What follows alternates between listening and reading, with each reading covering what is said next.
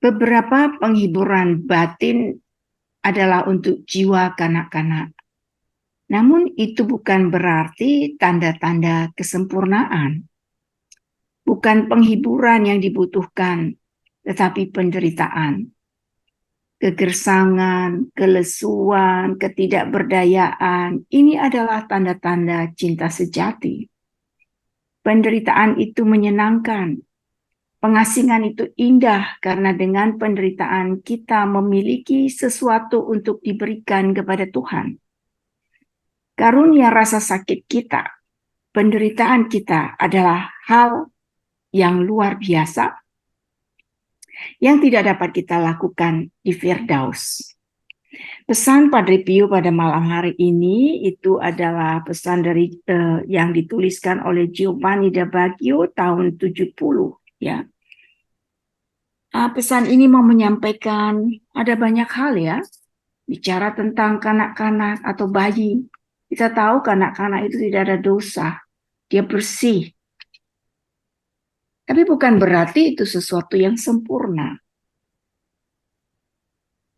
Lalu ada paradoks, bukan penghiburan yang dibutuhkan, tetapi penderitaan. Ya, Padre Pio menikmati stigmatanya ya, sampai 50 tahun. Lalu dikatakan lagi kegersangan, kelesuan, ketidakberdayaan adalah tanda-tanda cinta sejati. Mari kita renungkan ketika kita berada pada situasi seperti ini.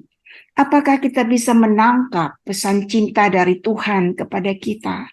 Bahwa dia sungguh-sungguh menyayangi kita, sungguh mencintai kita, agar kita bisa merasakan kehadirannya lewat semua rasa kelesuan, ketidakberdayaan, dan kegersangan. Coba kita renungkan, kalau kita mampu segalanya, apakah kita ingat Tuhan? Apakah kalau kita sukses semua kita katakan, wah itu semua karena aku. Kita lupa bahwa segala sesuatunya ya, pesan yang kemarin itu adalah pengikut-pengikut yang palsu. Ketika ada penderitaan dia lari. Lalu Padre Pio mengatakan lagi, penderitaan itu menyenangkan. Bagaimana kita membuat penderitaan itu menyenangkan? Bagaimana kita bisa ya memamah segala penderitaan itu, menjadikannya sebagai suatu anugerah atau berkat, dikatakan di sini. Karunia rasa sakit, penderitaan yang luar biasa, itu tidak terjadi lagi di Firdaus. Jadi ada dalam salah satu surat Padre Pio itu mengatakan bahwa para malaikat di surga itu cemburu kepada manusia ya, karena dia tidak tahu, tidak pernah mengalami penderitaan, karena di Firdaus tidak ada penderitaan.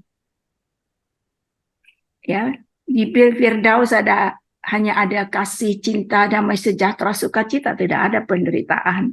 Nah, selama kita masih hidup, pasti penderitaan itu melekat dengan kita.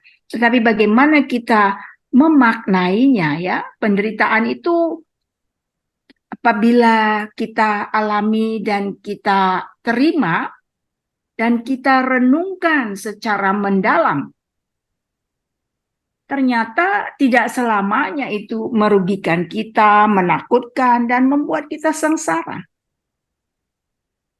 Penderitaan itu bila dipahami, bila diterima, dan dihayati dengan sungguh-sungguh, ternyata penuh dengan berkat.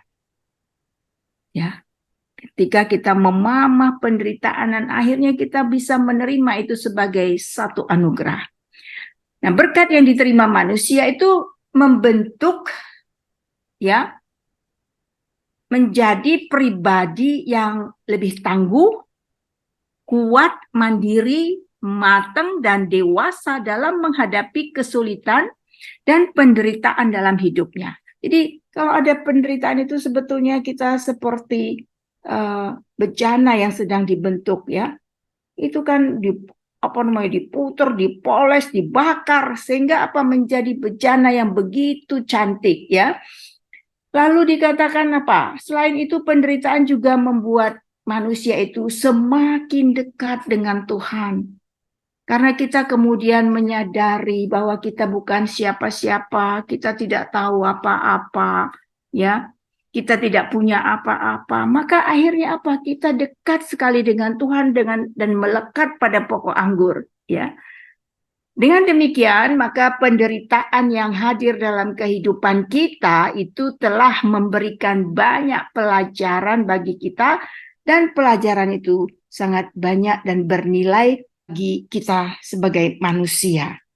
Maka lewat pencobaan, lewat penderitaan, kita bisa menjadi semakin dekat dengan Tuhan. Karena kita menyadari ketidakberdayaan kita. Dan itu adalah tanda-tanda kerendahan hati. Karena kita merasa bahwa kita bukan siapa-siapa, kita tidak tahu apa-apa, kita tidak punya apa-apa, dan kita tidak bisa apa-apa. Kita hanya bisa karena Dia.